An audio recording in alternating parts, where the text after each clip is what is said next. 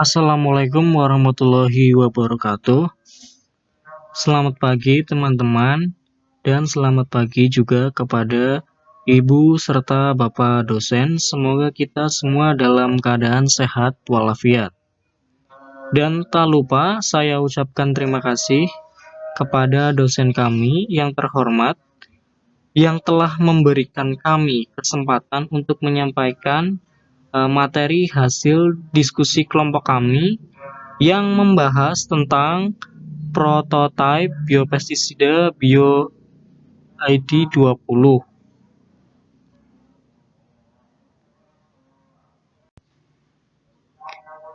Sebelum kami mempresentasikan hasil diskusi kelompok kami, saya perkenalkan terlebih dahulu anggota kelompok kami.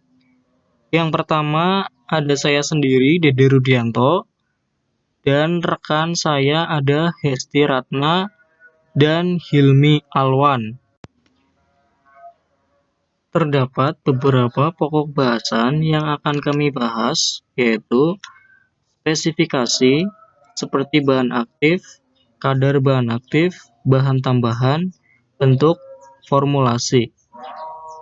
Ada keunggulan, efek lingkungan, toksisitas OPT target, pengaplikasian, cara aplikasi dan dosis aplikasi, kegunaan, organisme sasaran, dan harga serta daya simpan.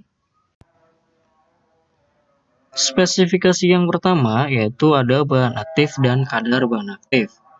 Bahan aktif dalam Bio ID 20 ada 3 bahan aktif, ada Bacillus subtilis, Pseudomonas fluorescens, dan Trichoderma asperellum.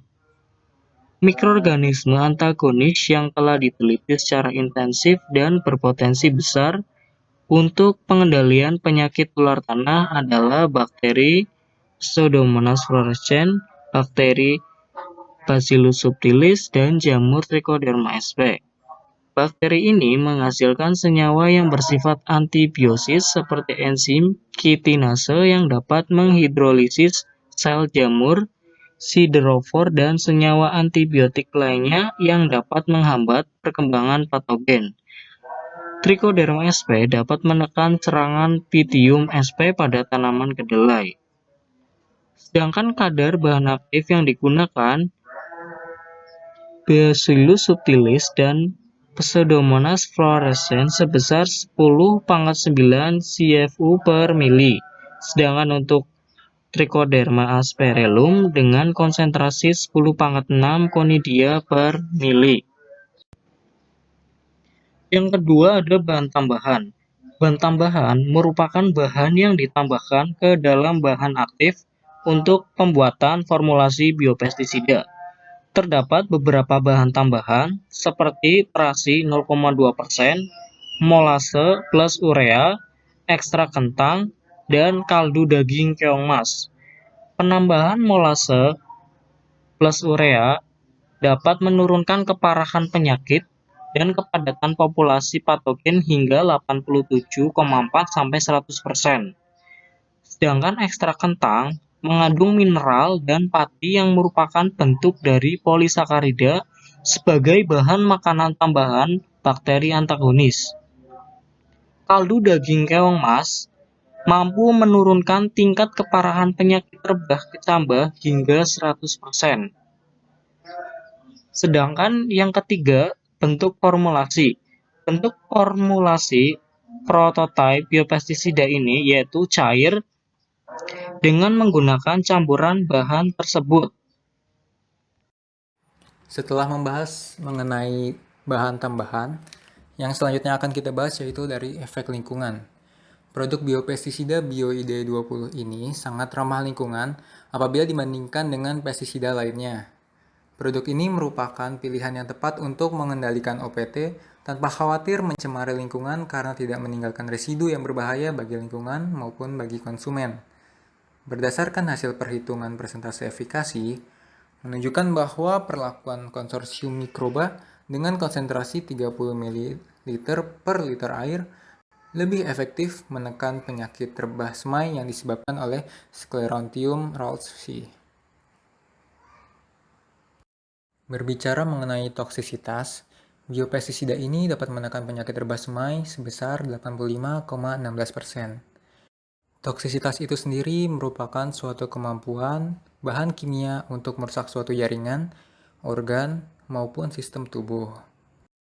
Organisme sasaran yang dapat dikendalikan oleh penggunaan biopestisida ini yaitu jamur Sclerotium ralsii.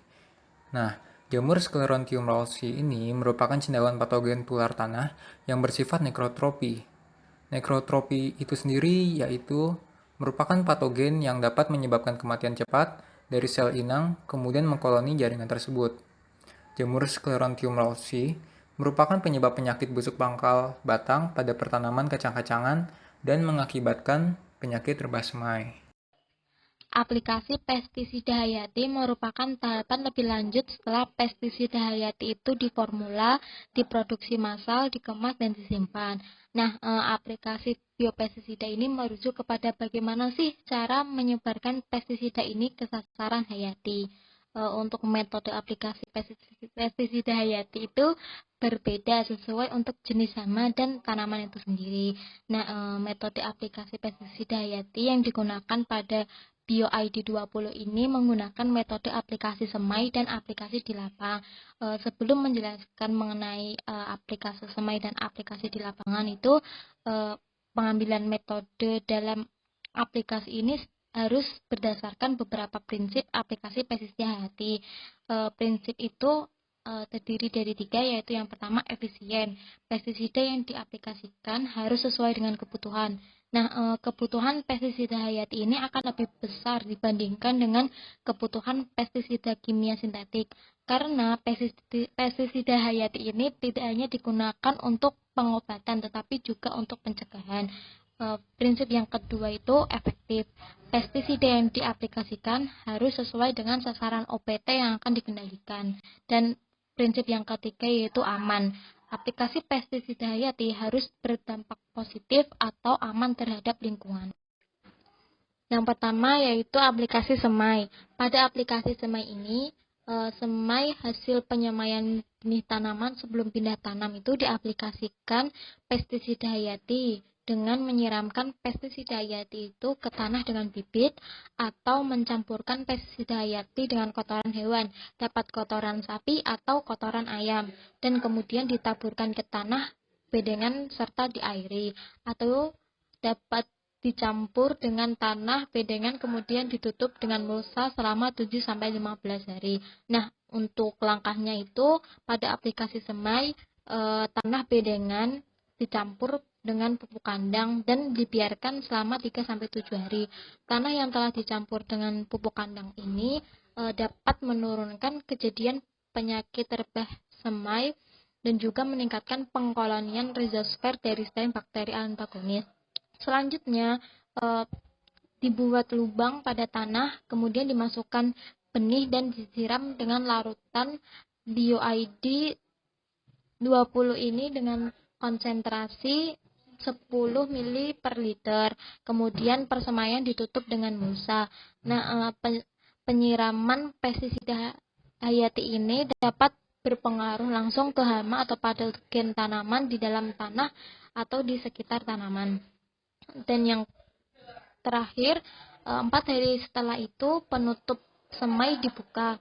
Lalu tanaman itu disiram lagi dengan BioID 20 dengan dosis dan konsentrasi yang sama pada sebelumnya. Nah, untuk aplikasi di lapangan, langkah yang pertama itu bibit yang berasal dari persemaian tadi yang telah diberi pestisida hayati atau BioID 20 ini kemudian ditanam di lahan. Kemudian lahan itu disemprot atau disiram dengan BioID pada konsentrasi 10 ml per liter. Kemudian pengaplikasian BioID ini dapat diulang kembali pada saat tanaman sudah berumur kurang lebih 14 hari setelah tanam. Dan aplikasi selanjutnya itu dilakukan pada tanaman yang sudah berumur 21 sampai 25 hari setelah tanam. Nah, aplikasi di lapangan ini penggunaan BioID ini dianjurkan untuk dilakukan pada pagi atau sore hari. Harga prototipe biopestisida BioID 20 ini berkisar antara harga 40.000 sampai 50.000 dalam kemasan 330 ml. Harga ini sesuai dengan pasaran biopestisida lainnya agar dapat dijangkau oleh para petani. Kemudian daya simpan prototipe biopestisida BioID 20 ini memiliki kandungan bahan aktif yang masih bekerja dalam rentang waktu 1 bulan penyimpanan apabila disimpan pada suhu ruang. Nah, untuk daya simpan ini tentunya dipengaruhi oleh beberapa faktor, diantaranya yaitu suhu dan kelembapan penyimpanan. Suhu ruang simpan yang sesuai akan berpengaruh terhadap lama pestisida hayati yang disimpan. Hal ini sangat terkait dan berhubungan langsung dengan kandungan mikroba penyusun pestisida hayati yang disimpan. Faktor yang kedua yaitu ada tingkat kerapatan atau kepadatan konidium atau spora. Hal ini erat kaitannya dengan kandungan nutrisi di dalam medium yang sesuai bagi jamur atau bakteri antagonis yang akan disimpan. Kemudian ada jenis formula. Nah, jenis formula yang digunakan ini berpengaruh terhadap lama simpan produk. Kemudian ada waktu paruh hidup. Waktu paruh merupakan suatu titik puncak dari beberapa faktor seperti teknologi produksi, pembawa, bahan pengemas yang digunakan, pergerakan, dan jarak pengangkutan. Semua hal tersebut itu untuk mendukung dan memperpanjang waktu paruh bioformula.